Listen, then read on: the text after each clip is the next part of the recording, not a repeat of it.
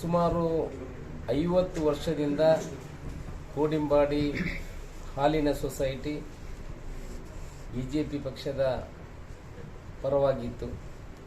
ಅಂದರೆ ಯಾರೂ ಕೂಡ ಅಲ್ಲಿ ಚುನಾವಣೆ ನಡೀತಾ ಇರಲಿಲ್ಲ, ಅದರ ಬಗ್ಗೆ ಯಾರೂ ಆ ಗೋಜಿಗೆ ಹೋಗ್ತಾ ಇರಲಿಲ್ಲ.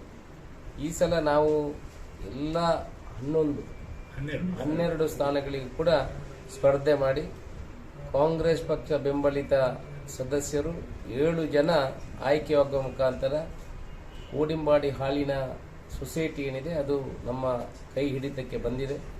ಕೋಡಿಂಬಾಡಿಯಲ್ಲಿ ಇನ್ನು ಹಾಲಿನ ವಿಚಾರದಲ್ಲಿ ಅಲ್ಲಿನ ಅಭಿವೃದ್ಧಿ ಕೆಲಸಗಳು ಏನೆಲ್ಲ ಆಲೋಚನೆ ಮಾಡಿದ್ದಾರೆ, ಎಲ್ಲ ಸದಸ್ಯರು ಆಯ್ಕೆಯಾದಂಥ ಸದಸ್ಯರು ಇಲ್ಲಿ ಬಂದಿದ್ದಾರೆ.